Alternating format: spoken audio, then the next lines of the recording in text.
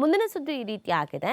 GPA ಚುನಾವಣೆ ಮತ್ತೆ ಮುಂದಕ್ಕೆ ಹೋಗುತ್ತಾ ಅಂತ. ಇದೊಂಥರ ನಮಗೆ ಈ ಹಳ್ಳಿ ಕಡೆಯಲ್ಲಿ ಇದನ್ನು ಹೇಳ್ತಾರೆ, ನಾಳೆ ಬಾ ಅಂತ.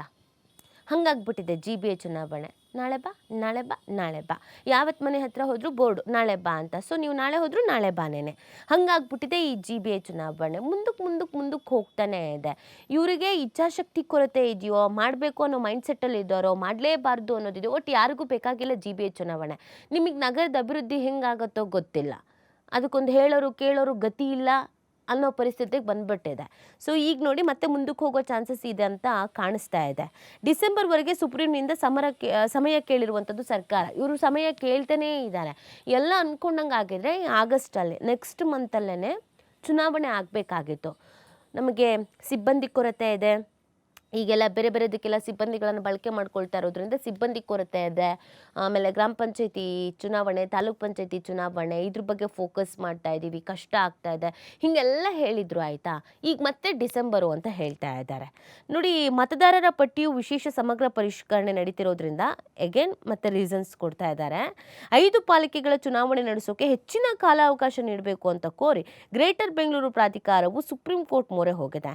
ಪಾಲಿಕೆಗಳಿಗೆ ಆಗಸ್ಟ್ ಅಂತ್ಯದೊಳಗೆ ಚುನಾವಣೆ ನಡೆಸಬೇಕು ಅಂತ ಮೇ 20ರಂದು ಹೊರಡಿಸಿರುವಂತಹ ಆದೇಶವನ್ನು ಮಾರ್ಪಡಿಸಬೇಕು ಹಾಗೂ ಚುನಾವಣೆ ನಡೆಸುವ ಗಡುವನ್ನು ಡಿಸೆಂಬರ್ 31ಕ್ಕೆ ವಿಸ್ತರಿಸಬೇಕು ಅಂತ GPAಗೆ ಅರ್ಜಿಯಲ್ಲಿ ಮನವಿ ಮಾಡಿದೆ.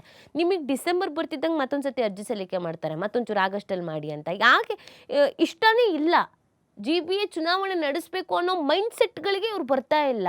ಯಾಕೆ ಅನ್ನೋದು ಅರ್ಥ ಆಗ್ತಾ ಇಲ್ಲ. ಕರ್ನಾಟಕದಲ್ಲಿ SIR ಪ್ರಕ್ರಿಯೆ ಪೂರ್ಣ ಪ್ರಮಾಣದಲ್ಲಿ ನಡೀತಾ ಇದೆ. ಇಂತಹ ಸಂದರ್ಭದಲ್ಲಿ ರಾಜ್ಯ ಚುನಾವಣಾ ಆಯೋಗವು ಏಕಕಾಲದಲ್ಲಿ ಪ್ರತ್ಯೇಕ ಪರಿಷ್ಕರಣೆ ಹಾಗೂ ಪಾಲಿಕೆ ಚುನಾವಣೆಯನ್ನು ನಡೆಸುವುದು ಕಷ್ಟಕರ ಅಂತ ಇವರು ಅಭಿಪ್ರಾಯ ಹೇಳ್ತಾ ಇರೋದು. 5 ಪಾಲಿಕೆಗಳ ಸಿಬ್ಬಂದಿ SIRನಲ್ಲಿ ಪೂರ್ಣ ಪ್ರಮಾಣದಲ್ಲಿ ಭಾಗಿಯಾಗ್ಬಿಟ್ಟಿದ್ದಾರೆ. BLOಗಳು ಇದೇ 29ರವರೆಗೆ ಮನೆಗೆ ಭೇಟಿ ನೀಡಿ ಅರ್ಜಿ ನಮೂನೆ ನೀಡಬೇಕಾಗಿದೆ. ಕೆಲವೊಂದು ಮನೆಗೆ 2-3 ಸಲ ಭೇಟಿ ನೀಡಬೇಕಾಗಿದೆ. ಆಗಸ್ಟ್ 5ರಂದು ಕರಡು ಮತದಾರರ ಪಟ್ಟಿ ಪ್ರಕಟಿಸಬೇಕಾಗಿದೆ. ಆ ಬಳಿಕ ಸೆಪ್ಟೆಂಬರ್ 4ರವರೆಗೆ ಸಾರ್ವಜನಿಕರು ಆಕ್ಷೇಪಣೆಗಳನ್ನು ಸಲ್ಲಿಸಬಹುದು. ಆಕ್ಷೇಪಣೆ ಸಲ್ಲಿಸದವರಿಗೆ ಚುನಾವಣಾ ಅಧಿಕಾರಿಗಳು ಅಕ್ಟೋಬರ್ 3ರ ಒಳಗೆ ನೋಟಿಸ್ ನೀಡಿ ವಿಲೇವಾರಿ ಮಾಡಬೇಕಾಗಿದೆ. ಪ್ರತಿಯೊಬ್ಬ ಚುನಾವಣಾ ನೋಂದಣಿ ಅಧಿಕಾರಿ ಸುಮಾರು 1 ಲಕ್ಷ ಆಕ್ಷೇಪಣೆಗಳ ವಿಲೇವಾರಿಯನ್ನು ಮಾಡಬೇಕಾಗಿದೆ ಅಂತ ಅಂದಾಜಿಸಲಾಗಿದೆ. ಬೆಂಗಳೂರಿನಲ್ಲಿ 1.3 ಕೋಟಿಗೂ 40 ಲಕ್ಷ ಮನೆಗಳು ಹೆಚ್ಚು ಮತದಾರರಿದ್ದಾರೆ. SIR ಮಾನವ ಶಕ್ತಿ ಬಯಸುವಂಥ ಪ್ರಕ್ರಿಯೆ. BLOಗಳು ಮನೆಗೆ ಭೇಟಿ ನೀಡ್ತಾರೆ. ಉಳಿದ ಅಧಿಕಾರಿಗಳು ಮೇಲ್ವಿಚಾರಣೆ ವಹಿಸ್ತಾರೆ. ಇದರಲ್ಲಿ ಸಿಬ್ಬಂದಿಯ ದೈನಂದಿನ ಒಳಗೊಳ್ಳುವಿಕೆ ಅಗತ್ಯ. ಬೆಂಗಳೂರಿನಲ್ಲಿ ಇಲ್ಲಿವರೆಗೆ 53.85 ಲಕ್ಷ ಮತದಾರರಿಗೆ ನಮೂನೆಗಳನ್ನು ವಿತರಿಸಲಾಗಿದೆ.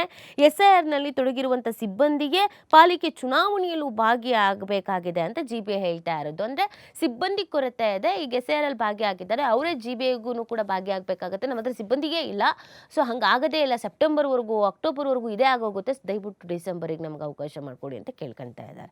ಸೊ ಚುನಾವಣೆಗಳನ್ನು ನಡೆಸುವುದು ವಿಸ್ತಾರವಾದ ಕಾರ್ಯ ಆಗಿದ್ದು ಇದರಲ್ಲಿ ವಿವಿಧ ಇಲಾಖೆಗಳ ಸಿಬ್ಬಂದಿಯನ್ನು ನೋಡಿ ಚುನಾವಣೆ ನಡೆಸೋದು ವಿಸ್ತಾರವಾಗಿ ಎಷ್ಟು ವರ್ಷದಿಂದ 1-2 ವರ್ಷದ ಲೆಕ್ಕಾಚಾರ ಅಲ್ಲ ಇದು. ಅಂದರೆ ಹೀಗೆ ಮುಂದಕ್ಕೆ ಏನೋ ಒಂದು ರೀಸನ್ಸ್ಗಳು ಮುಂದಕ್ಕೆ ಹೋಗ್ತಾನೇ ಇದೆ. ಚುನಾವಣೆನ ನಡೆಸೋದು ಕಷ್ಟ ಆಗುತ್ತೆ. 60,000 ಸಿಬ್ಬಂದಿ ಅಗತ್ಯ ಇದೆ. ಜೊತೆಗೆ ಕಾನೂನು ಸುವ್ಯವಸ್ಥೆ ಕಾಪಾಡಬೇಕಾಗುತ್ತೆ. ಬೃಹತ್ ಭದ್ರತಾ ಸಿಬ್ಬಂದಿ ಬೇಕಾಗತ್ತೆ ಅಂತೆಲ್ಲ ಹೇಳಿದ್ದಾರೆ. ಕೋರ್ಟ್ ಇನ್ನೇನು ಹೇಳುತ್ತೋ ಗೊತ್ತಿಲ್ಲ. ಇವರು ಕಾಂಗ್ರೆಸ್ನವರು ಅಧಿಕಾರದಲ್ಲಿದ್ದಾಗ BJP ಅವರು ಕೋರ್ಟಿಗೆ ಹೋಗೋದು GPA ಚುನಾವಣೆ ನಡೆಸೋಕೆ ಹೇಳಿ ಅಂತ. ಆಮೇಲೆ BJP ಅವರು ಇದ್ದಾಗ ಕಾಂಗ್ರೆಸ್ನವ್ರು ಹೋಗೋದು. ಒಟ್ಟು ಇವ್ರು ಯಾರಿಗೂ ನಡೆಸೋದಕ್ಕಂತೂ ಮನಸ್ಥಿತಿ ಇಲ್ಲ.